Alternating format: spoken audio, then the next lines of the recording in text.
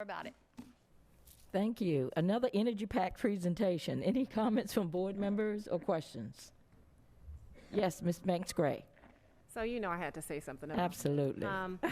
First of all, great presentation. And I would just like to say thank you, Chief Gallup. Can you stand up, sir? We appreciate your leadership. And thank you for the call to action and leading us through this. There are so many benefits to SISM that I could be here all night long naming them. And I just appreciate the steps and measures to safeguard the well-being of our administrators, teachers, and staff. Like I said, this program is near and dear to my heart, and I just applaud you all for going the extra mile to ensure that we have the proactive measures that we need to have set in place, the leadership that you put into this particular program, and just to know that we are the first in Virginia to have a program to this magnitude implemented is amazing. So applause once again to you guys, and I do appreciate all your efforts. Thank you so much. Thank you. Thank you, Ms. Banks-Gray. Yes, Dr. Mason. Well, you know I was going to say something. This is your baby. Yes, I am truly excited from the first phone call to even this point now, seeing this come to fruition. You know, we started this when we went right into a pandemic, but that didn't stop the work. You know, and that's one of the things when we look at trauma, when we look at mental health, our world continues to move even when we are in crisis. And so we know that trauma, you know, can create so many obstacles and issues for everyday functioning, you know, simply from depression to anxiety. And we know that SISM works. You know, there's data to support that it's certainly going to help reduce those areas. And especially coming back to school out of a pandemic, there's so many things that, you know, being in this pandemic, and I really could go into a lot of detail, but I won't because we've been at this for a while, but we know that so many things are occurring right now from a mental health perspective as it relates to trying to discover and restore what we call our new normal at this point. And so I know that SISM is one of those things that's going to continue, and having the resources available, you know, our school social workers being able to step in and provide those supports, because as we look at these situations now, we're going to find that some other things are going to bubble up, because trauma is longitudinal. And there's some things that as adults we experienced in our childhood that created those things, what we refer to those adverse childhood experiences. You know, we don't realize that those things can cause hypertension, diabetes, strokes, and all of those things in our lives. And so being able to put something like this in our schools is simply amazing. And so thank you all for continuing to do the work every day, you know. And so I think this is certainly going to benefit our teachers as well as benefit our students and overall benefit our community. So thank you. Thank you, Chief Gallup, Ms. Banks-Gray. We started this thing, you know, together. So it was, you know, having that discussion, you know, it's amazing to see what it can end up being. And so I'm looking forward to it. It's one of those things that you really don't want to have to use it, but you're prepared if you have to. So thank you. Thank you. Well stated, Dr. Mason. Any other? Yes, Mr. Samuels. I just want to add to what Dr. Mason just said, and you know, he's the subject matter expert on this in his field of health and counseling and so forth.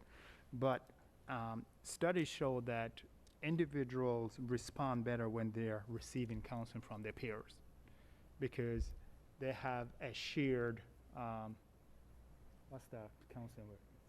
Shared experience.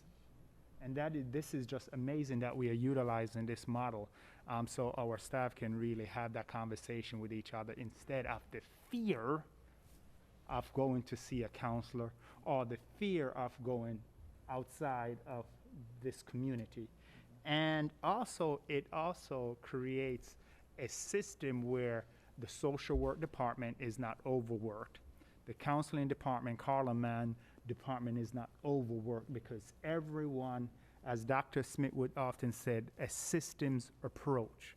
And so this is what it is. It's a system supporting each other. So thank you, Ms. Thatcher, for the work that you do Eric and Dr. Copeland, all the others that participate in this activity. So it's from a humanistic perspective, this is a system that works. Thank you, Mr. Samuels. And it takes a stigma out of it. And that is just, remove this is so important. Any other comments from board members? Tamia? Okay. I just want to say that we live in such a great community here. And sometimes we don't tout it as much as we should, but our community is so strong and so connected to Hampton City Schools. It's amazing. I remember the phone call I received as if it were yesterday from Miss Tina Banks Gray, who said, listen, I think we need to talk about something that can help all of us. And on the line with her was Chief Gallup. And we talked, and she explained a lot of things as he did. And the first thing they wanted was validation and a meeting with the superintendent. And Dr. Smith made it happen in record time. A committee was formed, even included people who came to the table, like the city manager, Mary Bunting. So it was a community effort to get this thing rolling because we all need it. We all connect. And at some point, whether we admit it or not, we all have had individual traumas. Absolutely. And if you haven't, you live long enough, you will. So being able to know how to put those supports in place, those systems in place, is just phenomenal. So I thank all of you, and thank you, Ms. Banks Gray, for getting this ball rolling with us, because that's what it takes. It takes that entire community. Yes. Thank you. Thank you all.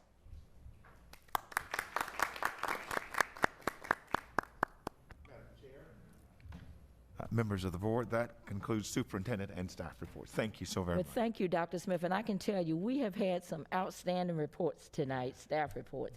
Lots of information, quite honestly. Yes, Dr. Mason. Madam Chair, in light of the length that we've been at this so far with the reports and all, I move that we take a 10-minute recess and reconvene a meeting after that. Okay, is there a second? Second. Okay, it has been, a motion has been made by Dr. Mason that we take a 10-minute recess and come back. It has been seconded by Mr. Samuels. Is there any discussion by board members? Hearing none, Ms. Bowles, please call for the vote.